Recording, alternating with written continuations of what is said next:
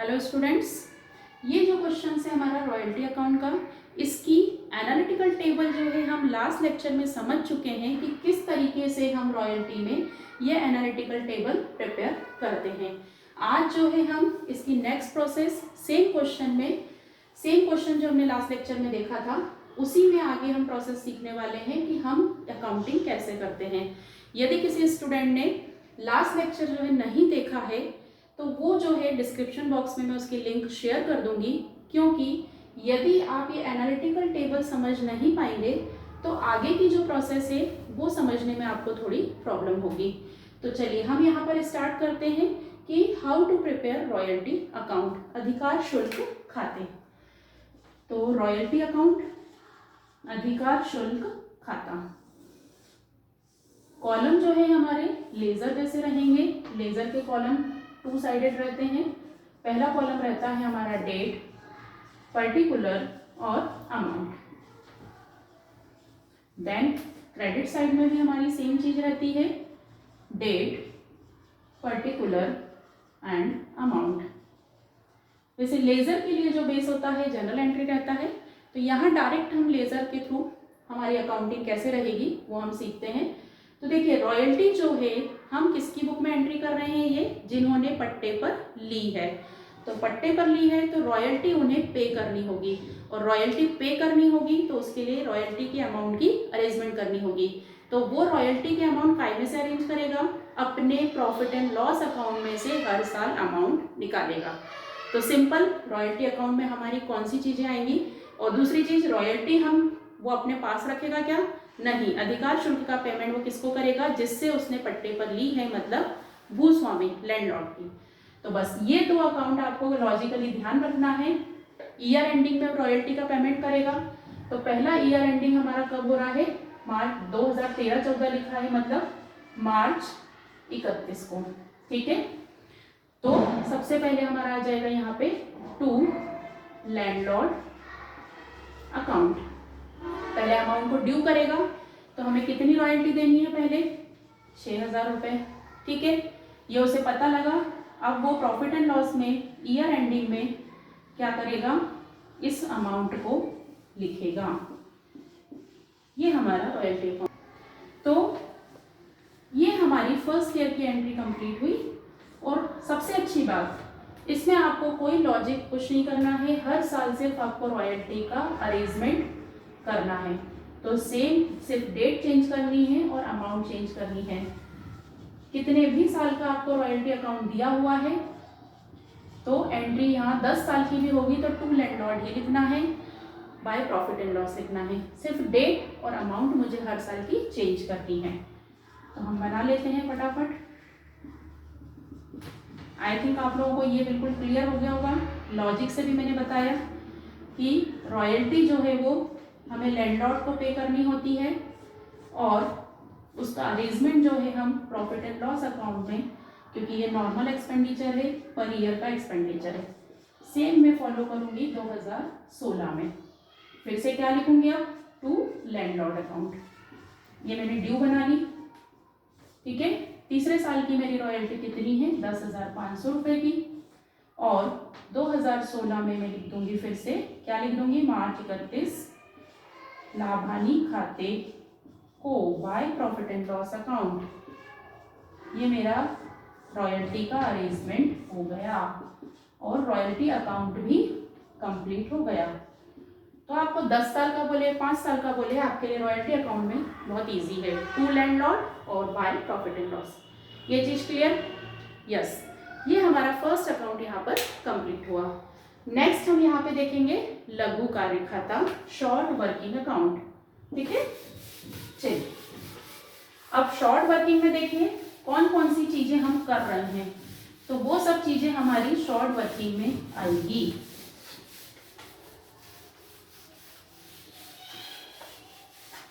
देखिए short working हमें 2 साल हुई और तीसरे साल में हमने उसको रिकूप्ड किया। तो इसका मतलब क्या हुआ कि तीनों साल में हमको शॉर्ट वर्किंग का काम करना है। चलिए कंसेप्ट वाइज हम इसको क्लियर कर लेते हैं। लघु कार्य खाता, शॉर्ट वर्किंग अकाउंट। टेबल बनने के बाद आपके लिए हर चीज बहुत इजी हो जाती है। यहाँ पे आ जाएगा आपका कॉलम नेम में date, particular, amount, date, particular और अमाउंट। ये हमारे कॉलम के नाम लेजर में हमेशा रहेंगे। अब पहले साल में जो है आपको शॉर्ट वर्किंग हुई, कितने रुपए की हुई? 3000 रुपए की। सेकेंड ईयर में भी 4500 की हुई और थर्ड ईयर में हमें सरप्लस हुआ, हमने शॉर्ट वर्किंग को रिकूप्ड किया। अब शॉर्ट वर्किंग की अमाउंट जो है, जिस साल में हमें शॉर्ट वर्किंग हुआ हमने उस साल मिनिमम रेंट जो है वो पे किया। तो शॉर्ट वर्किंग में हमारा सबसे पहले 2014 ईयर एंडिंग में ही हम सारी अकाउंटिंग करेंगे, मार्च 31 टू लैंडलॉर्ड अकाउंट। ठीक है ना, हमें लघु कार्य हुआ है तो लैंडलॉर्ड अकाउंट्स के खाते में जो है हम इसको रखेंगे। कितने रुपए की शॉर्ट वर्किंग हुई है मुझे? 3000 रुपए की। क्लियर? अब इस शॉर्ट वर्किंग को मुझे जो है जब एग्रीमेंट हुआ तो उसमें ये कहा गया कि प्रथम 3 वर्षों तक आप रिकूप्ड कर सकते हैं। तो 3 वर्षों तक आप कर सकते हैं, तो मैं इसे आगे कैरी डाउन करूंगी। ठीक है, तो 2014 मार्च 31 बाय बैलेंस कैरी डाउन, शेष आगे ले गए। क्यों आगे ले गई? बहुत ध्यान रखना इस चीज के लिए, कंडीशन बेस्ड। यदि वो क्वेश्चन में लिख देता कि शॉर्ट वर्किंग की पूर्ति का अधिकार नहीं है, मुझे ये रिकूप्ड करने का, शॉर्ट वर्किंग को रिकूप्ड करने का राइट नहीं है, तो मैं क्या करती? मुझे 3000 रुपए का लॉस हुआ, उसे प्रॉफिट एंड लॉस में डाल के खत्म कर देती। लेकिन मुझे क्वेश्चन में लिखा हुआ था कि 3 वर्षों तक पूरा कर सकते हैं, तो मैं 3 वर्षों तक इसको कैरी डाउन करूंगी। तो 3000 रुपए में नेक्स्ट ईयर में कैरी डाउन करूंगी। 2015 ईयर एंडिंग में क्लोज किया। ईयर स्टार्टिंग में मतलब अप्रैल 1 को मैं बैलेंस लेकर आऊंगी। अप्रैल 1 क्या लिखूंगी? टू बैलेंस ब्रॉट डाउन, शेष लाया गया। ये मैं लेकर आ गई। दूसरे साल पे भी कोइंसिडेंटली मुझे शॉर्ट वर्किंग हुई, तो मैं मार्च 31 को क्या लिखूंगी? फिर से टू लैंडलॉर्ड अकाउंट। ठीक है, कितने रुपए लिखूंगी? देखिए शॉर्ट वर्किंग कितनी हुई हमारी? 4500 रुपए। मतलब मुझे पहले साल में 3000 रुपए का लॉस हुआ, दूसरे साल में फिर से मुझे 4500 का लॉस हो गया, और मेरे पास अभी राइट है, अधिकार है 3 साल तक का, तो मैं इसे फिर से क्या करूंगी? अब आगे ले जाऊंगी पूरा करने के लिए 7500। यदि यहाँ दूसरे लिखा रहता है कि प्रथम 2 वर्षों में पूर्ति का अधिकार है, तो क्या करते हम? ये जो 7500 रुपए है इसको मैं यहीं पर प्रॉफिट एंड लॉस अकाउंट में लिख देती, क्योंकि मुझे राइट ही नहीं था। पर चूंकि क्वेश्चन में लिखा हुआ है कि हम जो है इसको 3 वर्षों तक पूरा कर सकते हैं, तो ठीक है, मैं इसको आगे ले जा रही हूँ। फिर से 7500 को आगे ले गई। नेक्स्ट ईयर में मैं कैरी ब्रॉट डाउन करूंगी, शेष लाया गया। To balance brought down 7500। अब तीसरे साल में ये हुआ है कि मुझे 1500 रुपीज सरप्लस हुआ है, इससे मैंने जो है अपनी शॉर्ट वर्किंग को रिकूप्ड किया है। तो मैं इस साइड क्या लिखूंगी? 2016 मार्च 31 बाय लैंडलॉर्ड अकाउंट। कितने रुपए? 1500 रुपए। अब बचे हुए 6000 जो हैं, मुझे केवल 3 साल का ही राइट था। यदि वो बोलता कि 5 साल का अधिकार है तो मैं 6000 रुपए कैरी डाउन करती, लेकिन यहाँ पर देखिए हमने 6000 रुपए अनरिकूप्ड में यहीं पे डाल दिया था, तो यहाँ पे मेरा जो है आगे ले जाने का कोई काम नहीं है। मैं क्या करूंगी? By profit and loss account 6000 रुपए, यहाँ पे मैं अकाउंट को क्लोज कर दूंगी। तो शॉर्ट वर्किंग अकाउंट जो है आपका डिपेंड करेगा कंडीशन पे कि कितने साल का राइट आपको कंप्लीट करने के लिए दिया गया है। क्लियर ये चीज? तो ये होता है हमारा लघु कार्य खाता। नेक्स्ट हम यहाँ पे सीखेंगे भूस्वामी का खाता, लैंडलॉर्ड अकाउंट। सबसे इंपॉर्टेंट, लैंडलॉर्ड अकाउंट को जो है वो पेमेंट करना रहेगा हमको। तो कॉलम जो है हम उसमें वैसे ही बनाएंगे जो अभी हमने बनाए हैं। चलिए, ये अभी हम खाते जो देख रहे हैं वो जिसने पट्टे पर ली है उसकी बुक में देख रहे हैं। तो भूस्वामी का खाता वो बनाएगा, लैंडलॉर्ड अकाउंट।